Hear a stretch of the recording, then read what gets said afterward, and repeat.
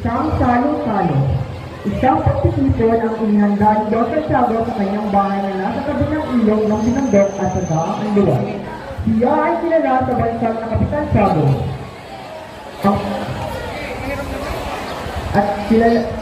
At higit na kilala siyang maginawa at bukas ang palad sa pagtulong sa kapwa. Halos puno ang kabangayan na kasama sa isang pulpang sina Padre Kibila, Padre Damaso, isang nakapaisano at isang hawan.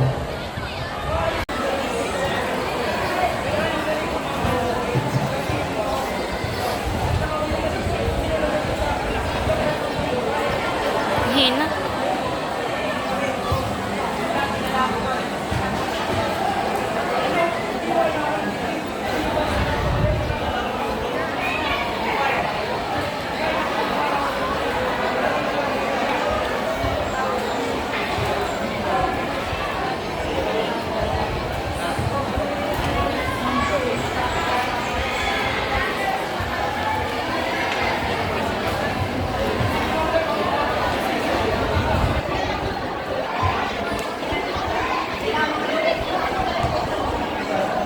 Napakahiyang usapan ng pulitong sa paglilipat ni Padre Damaso sa ibang bayan pagkatapos makapagpili sa San Diego.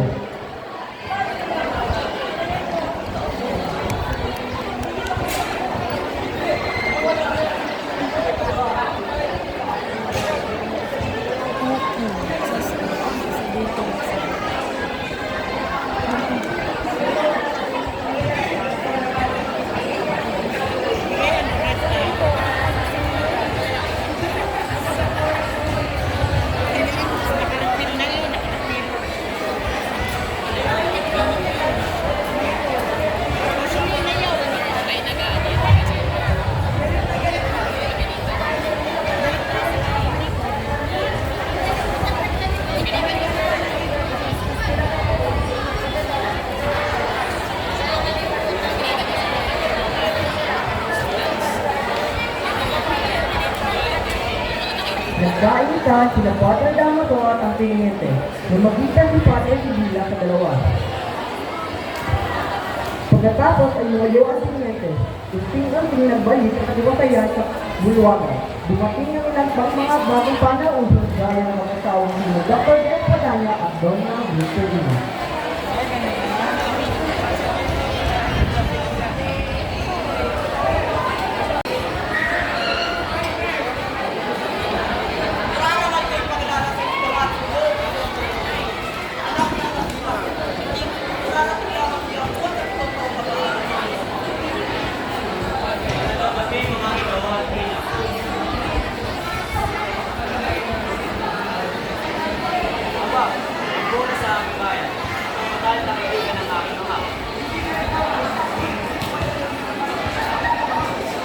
Hiyang na kayo kopi para at maligo.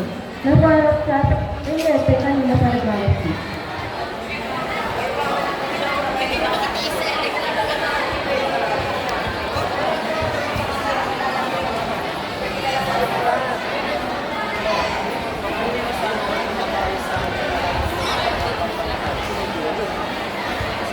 Lumapit sa upuan ng mga binata si Ibarra upang ipakilala.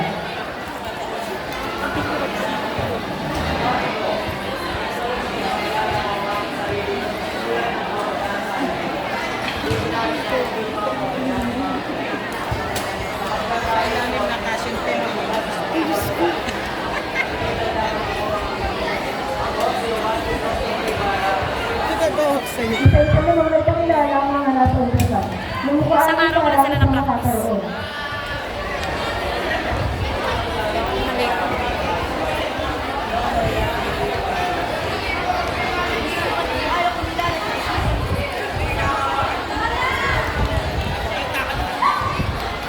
Pagkatapos ng kanyang mag-usap ni Ibarra sa Makata, siya ay lumayo at lumapit naman sa kanya ang isang kapitan Tito.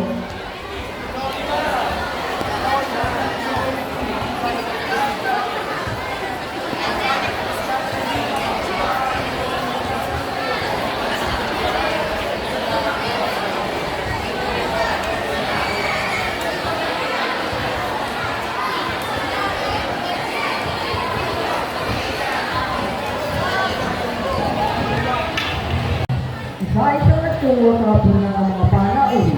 Si Padre Sibilia ay masaya samantalang masama ang loob ni Padre Damaso. Pinag-aagawan nila ang Padre Damaso at Padre Sibilia ang kabisera.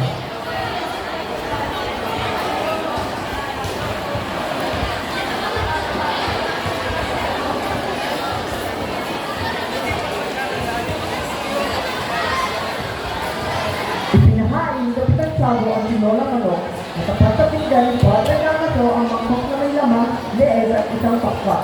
Hinigop siya ng sabaw at inilagsak ng kutsara at puno ng pinggan.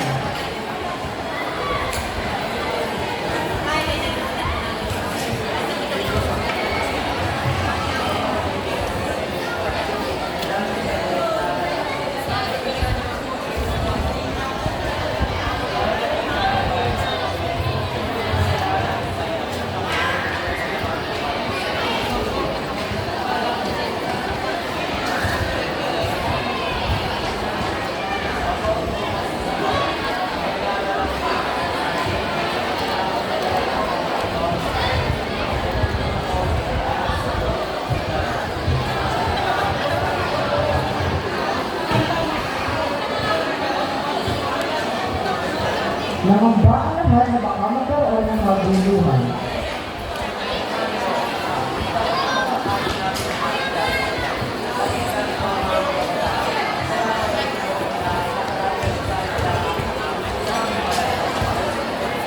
Tinigay ito sa tuka ng lasena.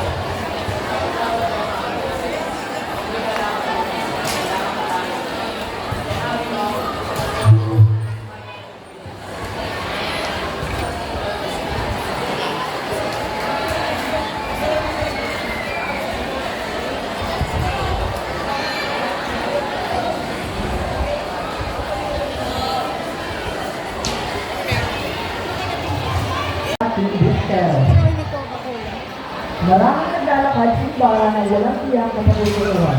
Nangarapin siya sa manggana ng liwasan ng minundo.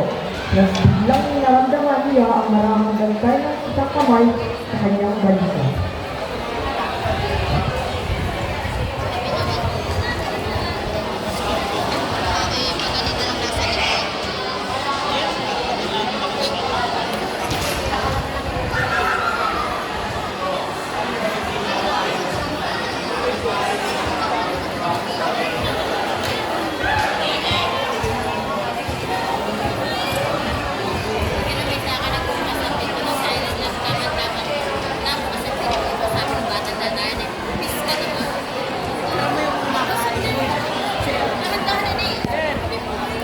Ito yung magalang pa na mukbang.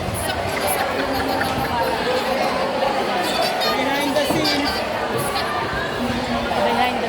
scenes. Behind the scenes.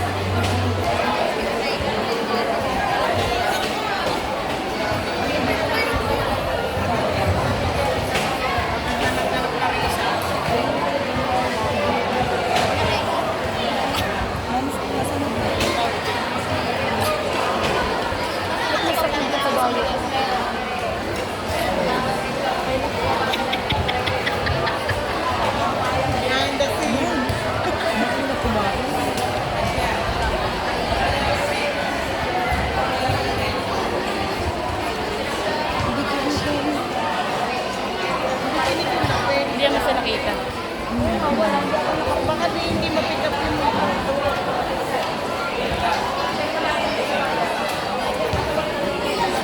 supportive mo na.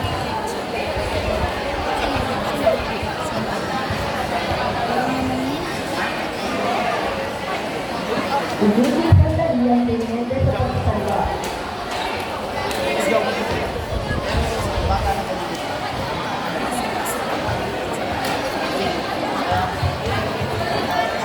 Pagkatapos kami ng pag-uusap, pumasok sa kwartel ang Nede at sumakay ng manisya sa kalesa sa Ibarra at nagpahatid sa Northern Ilalim.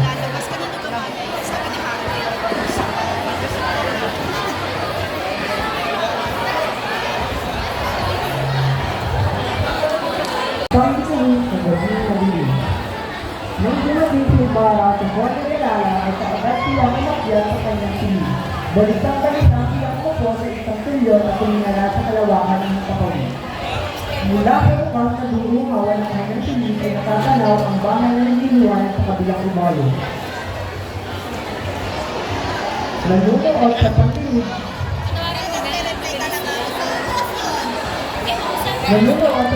ni Ibarra ang hindi na sa tuloy ng huli. Nagkaya siya nagmasin sa pagdiriwang at sanang makita niya ang magandang pangitan.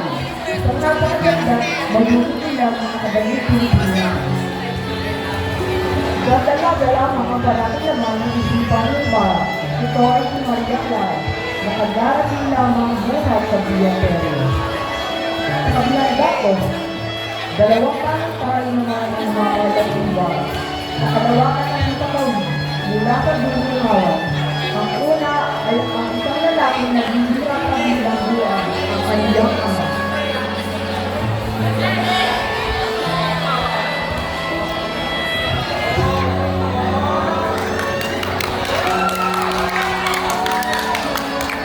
At ang dalawa ay isang nakakaligayan ng bayong bahay. Walang takong diyan kanyang sarili. Nang namatay na ang silaw sa bakat na bahay, Humintuna ang saktugan at ang mga kaiwayan ngunit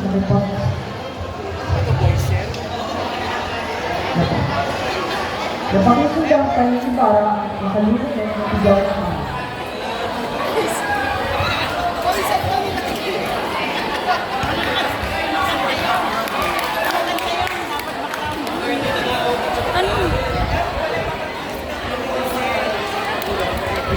Mga gumanap sa pagkatao sa tunay ng modayang ng magandang lolo ni Samuel.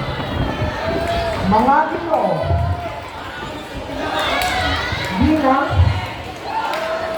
at mga binibini.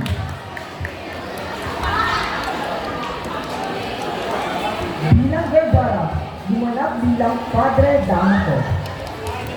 James Lausa, gumanap bilang Padre Sibila. Ryan Garcia, gumanap bilang Intendente Ibarra. Tajid Flores, gumanap bilang Kapitan Silong. Ginray Matila, gumanap bilang Nakapaitano.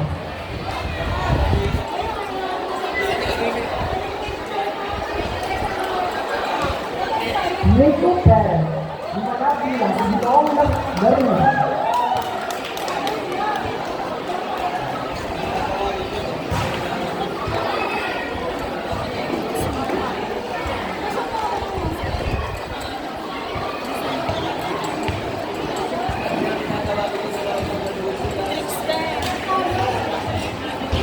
Blessing Casino, gumanap bilang